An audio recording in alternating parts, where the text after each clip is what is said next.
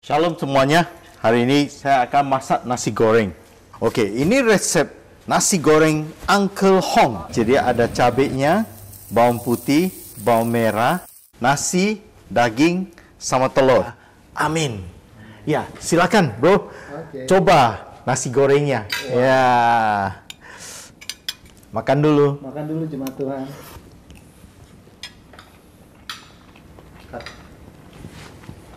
Shalom saudara-saudara. Minggu ini saya mau sampaikan dengan bagaimana kesatuan tubuh yang mirip dengan nasi goreng, dan bagaimana kesatuan tubuh ini dan bagaimana sikap kesatuan ini dapat mengalahkan dunia di akhir zaman ini. Nah, sebelumnya mari kita satu dalam doa. Bapa di surga, kami ucap syukur Tuhan untuk pagi hari ini. Tuhan, hari ini hamba-Mu mau melakukan sharing ke semua teman-teman bros and sis yang ada. Hamba-Mu bukan siapa-siapa, hamba-Mu tidak dapat melakukan apapun kecuali jika Engkau yang mengurapi, jika Engkau yang memampukan, dan jika Engkaulah sendiri yang berkarya di tengah-tengah hamba-Mu ini Tuhan. Hamba-Mu berserah, biar mulut, bibir, pikiran, dan hati hamba-Mu ini dikuasai hanya oleh Engkau, dan hanya kemuliaan bagi Engkau.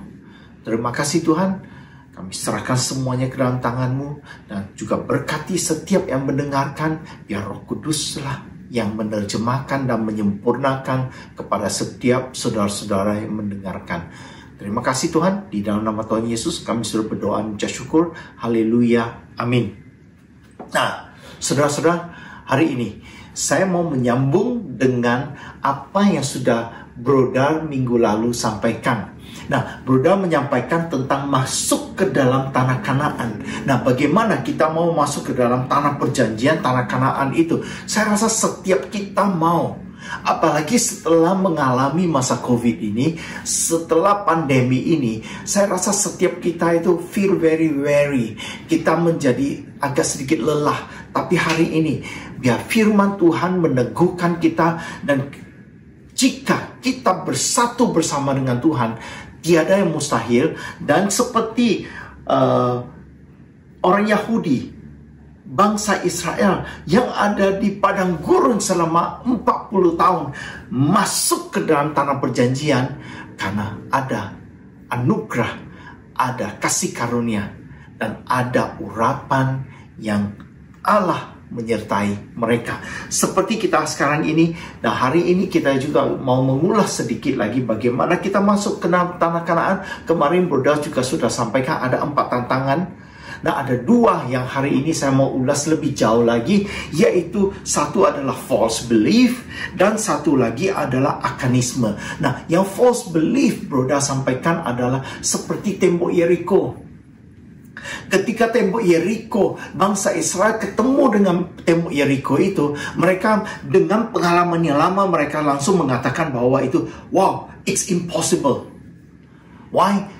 Temboknya begitu besar, orang di dalamnya begitu besar, dan hanya ada 2 orang dari pengintai-pengintainya yang mengatakan yes, bisa. Dan mereka semua merasakan nggak mungkin. Temboknya besar, orang di dalam besar, walaupun di dalamnya itu adalah penuh susu dan madu, but it's impossible to get in. Sama seperti ketika bangsa Israel diserang oleh Filistin, dan ketika mereka ketemu dengan Goliat, mereka katakan it's impossible. Mata mereka mengatakan impossible. Secara pengalaman lama mereka katakan impossible. Tapi hari ini bersama dengan Tuhan, nothing is impossible if we are with Lord Jesus. Tuhan menyanggupkan kita. Tuhan yang memampukan kita. Nah, hari ini saya mau ulas sedikit lebih jauh bagaimana mengalahkan tembok Yeriko ini. Tembok Yeriko masuk ke dalam tanah Kanaan itu adalah suatu transisi di mana Musa dan sekarang Joshua, generasi lama, generasi muda, cara lama kepada cara yang baru. Nah, waktu Musa memimpin. Waktu Musa memimpin bangsa Israel itu melewati Laut Merah, Musa yang mengetuk, Musa yang mengangkat tongkatnya, dan Musa yang membelah Laut Merah.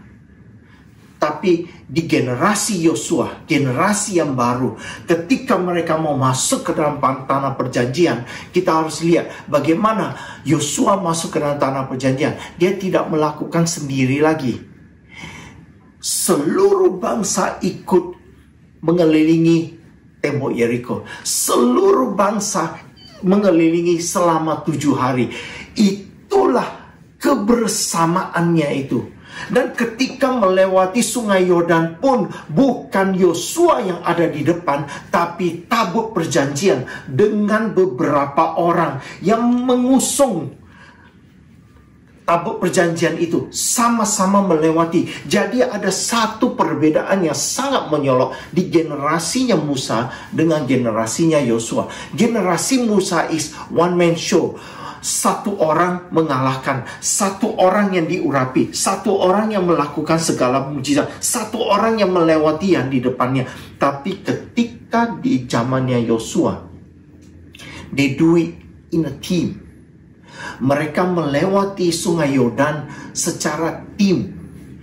Mereka merobohkan tembok Yeriko bukan sendiri Yosua yang mengetuk tembok itu dan belah, tapi mereka mengelilingi sebagai bangsa secara utuh bersama-sama. Now, the false belief yang sekarang ini membuat kita itu gereja menghadapi masa depan.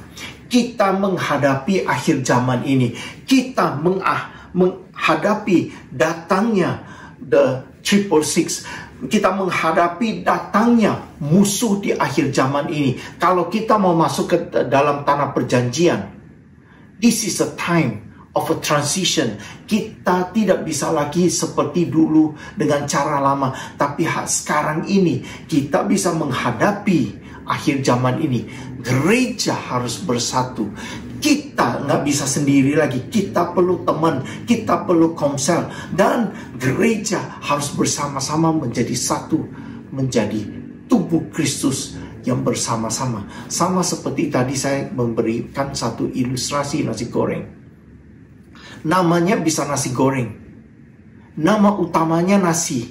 Tapi apakah nasi bisa berperan sendiri di dalam nasi goreng? Nggak bisa. Nasi tanpa teman-temannya, tanpa bawang, tanpa bawang putih, tanpa cabai, tanpa garam, rasanya hambar.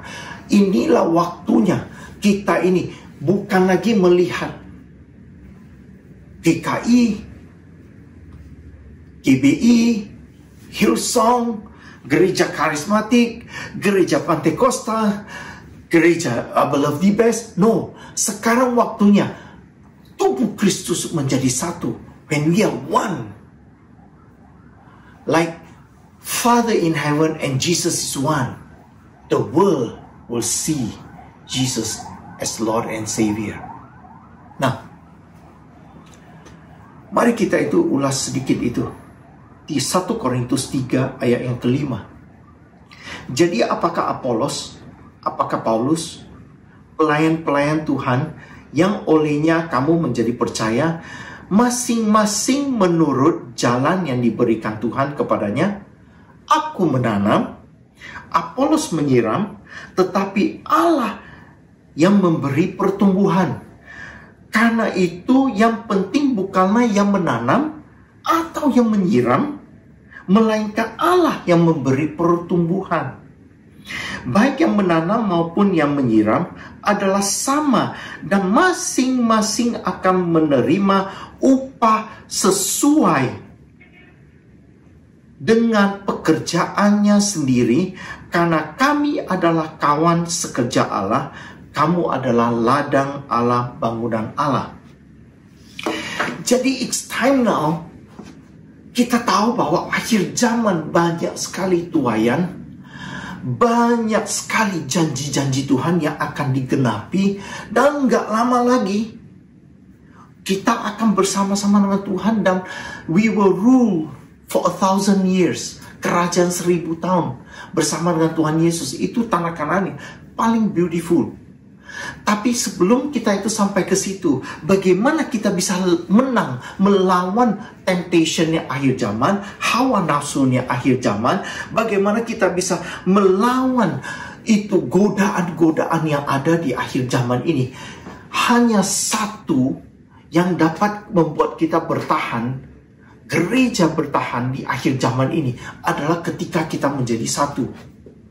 Garam di dalam nasi goreng itu kadang-kadang nggak kelihatan. Bukan kadang-kadang nggak kelihatan, memang nggak kelihatan, tapi rasanya terasa. Dan garam itu bagian penting dari nasi goreng. Not seen, but important. Bawang merah, bawang putih kadang-kadang nggak kelihatan juga itu. Kalau potongnya itu kecil-kecil, biasanya saya potongnya kecil, kayak tadi itu, nggak kelihatan. But the taste is there.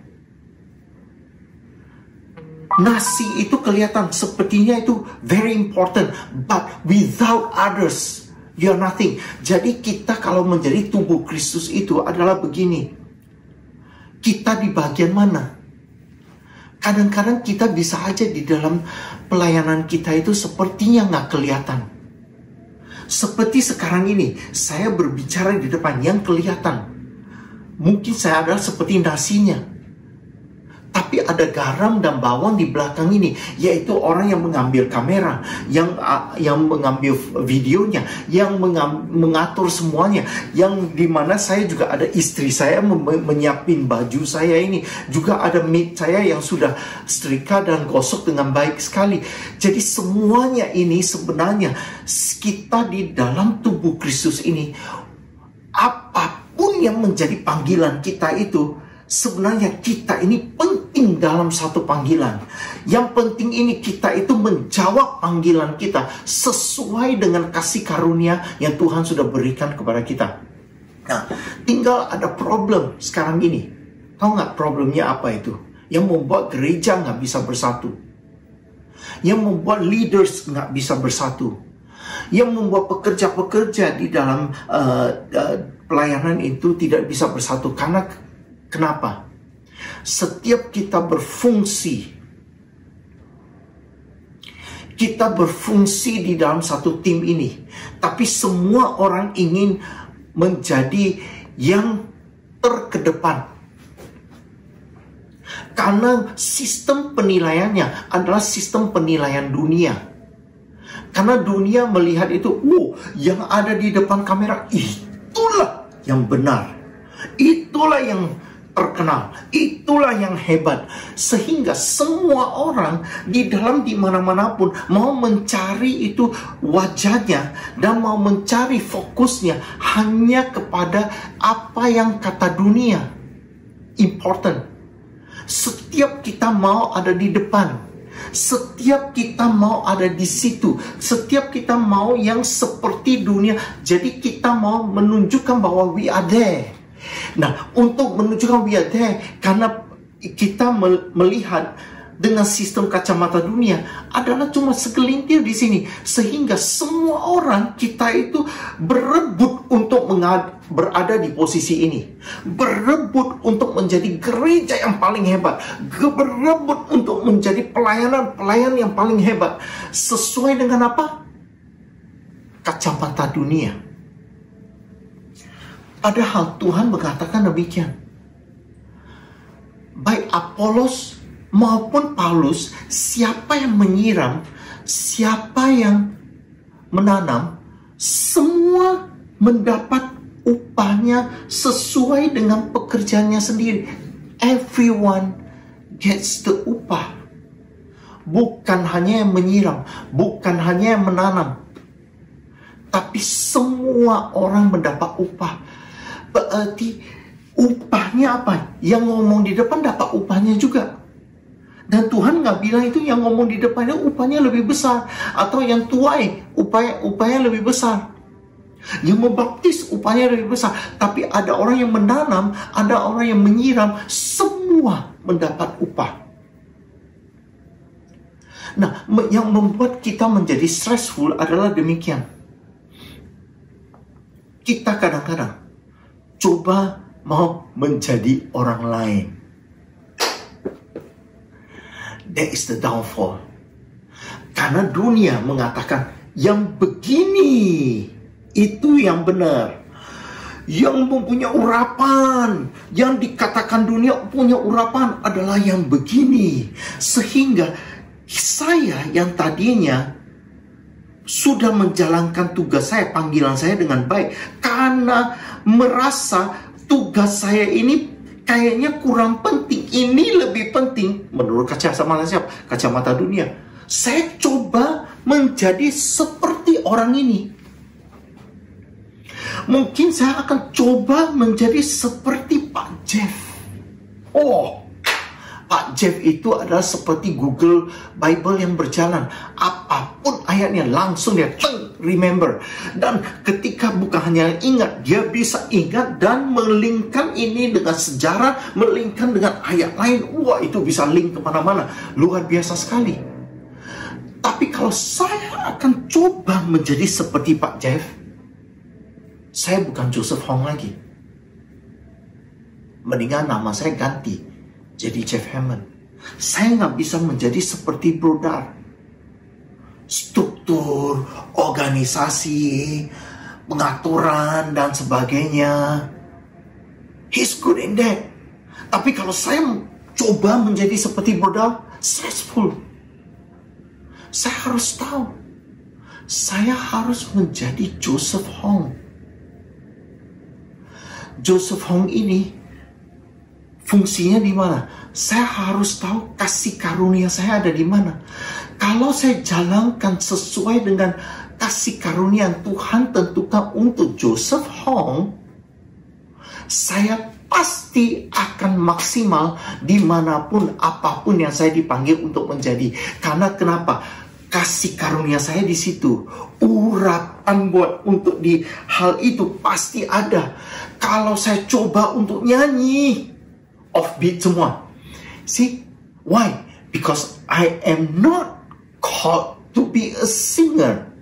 Tapi kalau suruh saya ngomong di depan dengan setelah saya pelajari, saya dapat sesuatu, saya itu sharing kepada bros and sis. Wah, itu memang kasih karunia saya. Langsung saya ditaruh dimanapun, langsung saya bisa. Karena kenapa? Tanpa praktis saya bisa. Kenapa? Because that is my calling. Itu kasih karunia Tuhan buat saya. Jadi setiap kita di dalam untuk mengalahkan false belief ke depan ini, kita jangan menjadi seperti yang media katakan.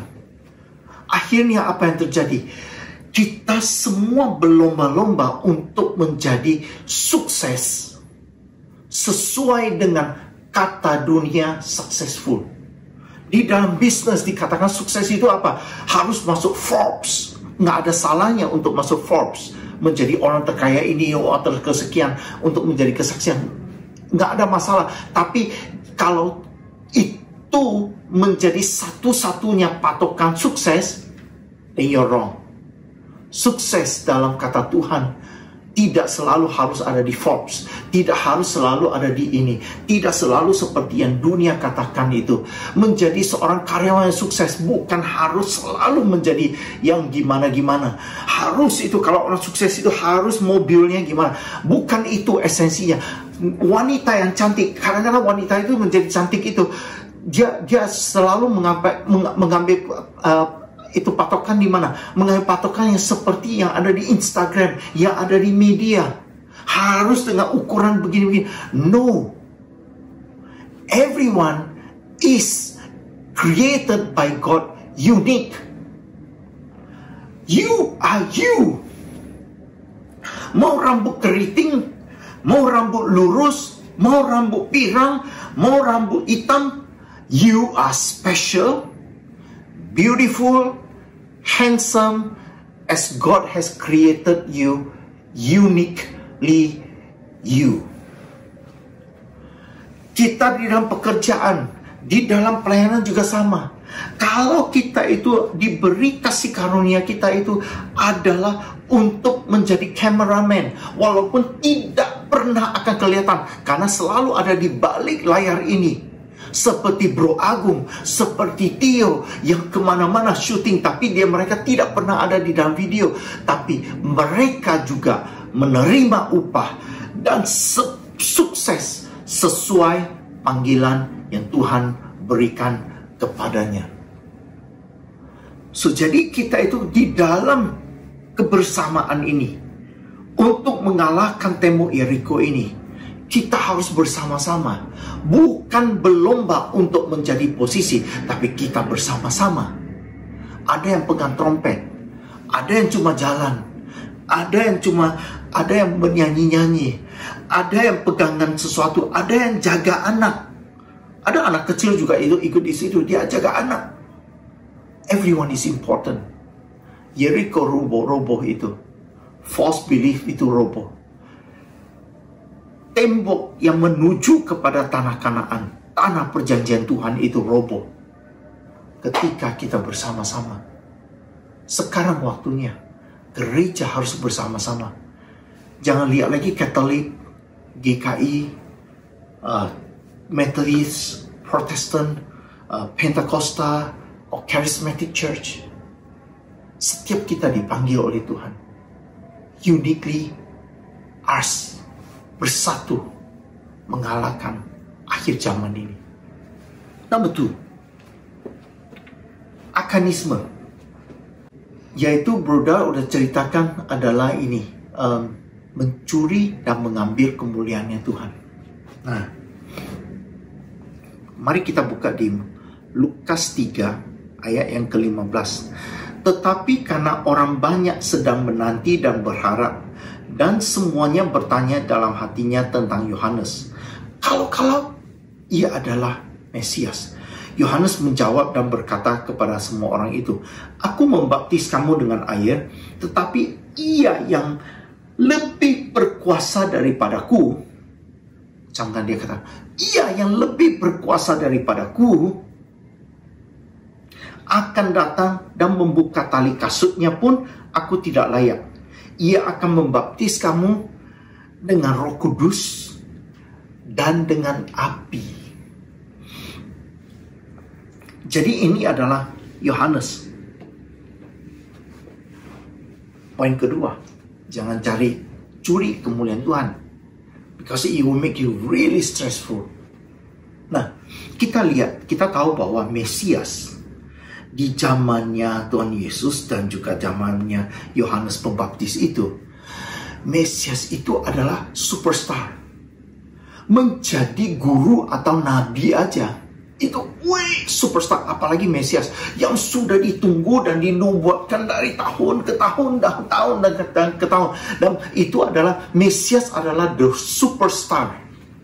Nah, jadi kalau sekarang ini kita mau dikatakan itu kenal sama Joe Biden atau kita kenal sama Presiden Jokowi, wah itu adalah superstar di Indonesia kan, betul? Nah, pada saat itu Yohanes Pembaptis itu dikatakan mirip dengan Mesias dan mereka mengandai mungkin ini Mesias. Nah, kadang-kadang ada wanita yang di sini itu kalau dikatakan, wih, kamu ini mirip loh dengan Blackpink. Petang-petang nanti mau makan aja dia itu ngajak-ngajak, iya ya, aku mirip Blackpink ya. Seneng kan? Wih, hati berbunga-bunga itu. Padahal cuma dibilang rambutnya mirip Blackpink doang. Udah itu, wih. Nah, apalagi pada saat itu Yohanes Pembaptis dikatakan, hey, maybe you are Messiah. Nah, what is Yohanes Pembaptis response? Respon Yohanes Pembaptis itu apa? Apakah dia, wih, harusnya, kayaknya iya ya, mirip ini Mesias. Atau dia itu langsung itu bisa aja respon, ya mirip ya. Nanti deh, kita lihat nanti.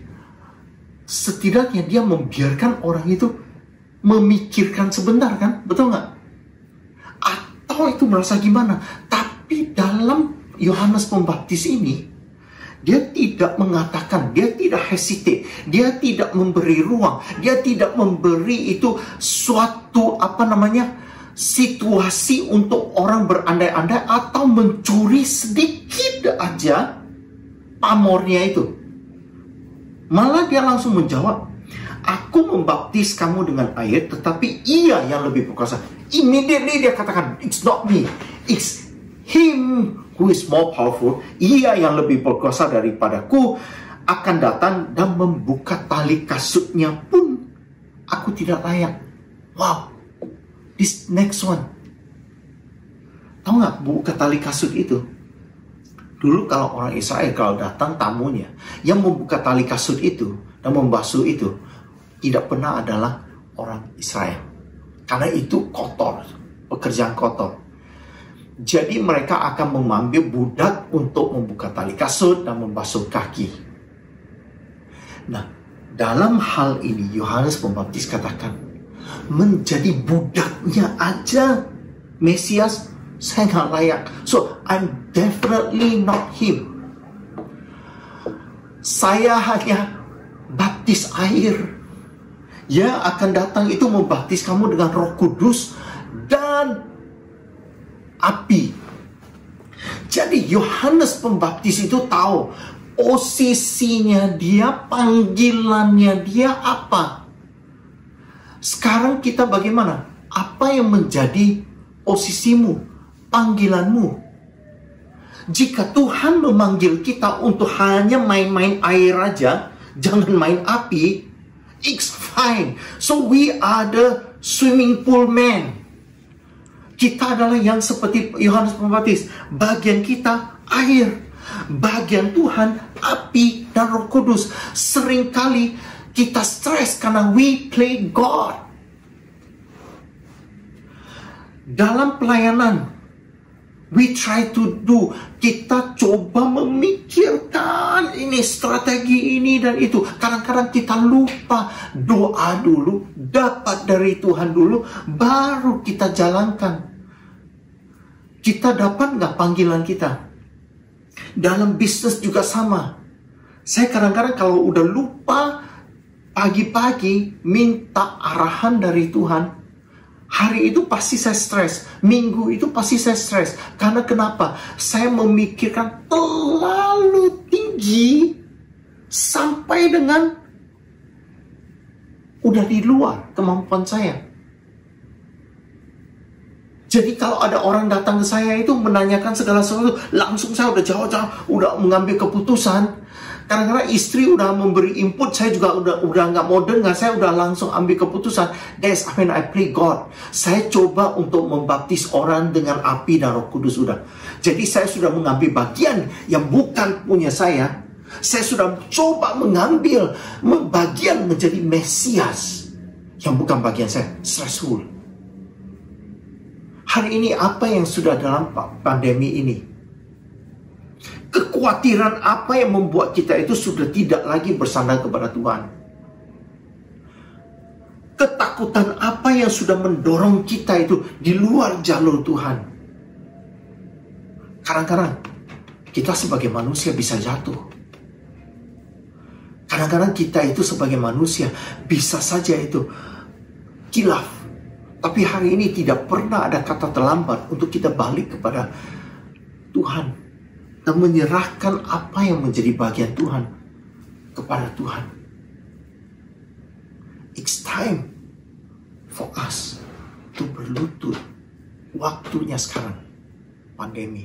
Kita berlutut, ada waktunya kita berserah kepada Tuhan. Ada waktunya kita kerja, ada waktunya kita berserah kepada Tuhan. Jadi akanisme itu adalah kalau kita sudah, jangan sampai ke situ. Kita mau berserah dan datang kepada Tuhan. Karena kita harus percaya, iman kita tetap harus satu. Bahwa Allah sanggup. Mungkin ada banyak yang sudah perdebatkan itu. Bagaimana kalau vaksin itu membuat saya itu tidak menjadi Kristen lagi? I'm telling you now. Kalau bisa satu jarum aja, suntik kita itu sudah tidak menjadi orang yang beriman. Berarti iman kita, keselamatan kita itu tipis banget. Percuma Yesus itu datang itu mengalahkan aku aja yang begitu besar. Nancap ke itu. Tidak dapat mengambil keilahiannya. Tidak dapat mencuri keselamatan kita. Apalagi hanya dengan vaksin. Hari ini kita mau berserah kepada Tuhan. Karena yang Tuhan cari adalah hati dan iman kita. Jadi yang poin pertama tadi itu. Jangan lupa. False beliefs dapat kita itu kalahkan dengan caranya apa? Dengan cara kita bersatu, bersama-sama. Apapun bagian kita, kita mau ambil bagian kita. Lakukan bagian kita dengan setia. Karena kita akan dapat upahnya. Dengan kebersamaan ini, kita dapat mengalahkan dunia dan akhir zaman. Dan yang kedua, kadang-kadang kita itu sudah berusaha menjadi satu dan sebagainya. Ingat, jangan lupa iman kepada Tuhan. Dan berilah Tuhan bagiannya Tuhan. Dan yang terakhir, saya mau katakan, love each other. Mengasihi sesama, mengasihi seseorang, mengasihi saudara kita, mengasihi siapapun di antara kita dengan kasih agape. Itu sangat-sangat penting di akhir zaman ini. Karena dengan adanya COVID ini, orang mulai ada distancing, social distancing, distancing, semuanya udah distancing. Tapi love jangan di distance. We have to have love and embrace each other always. Jangan lupa juga pergi jadikan segala bangsa muridnya Tuhan.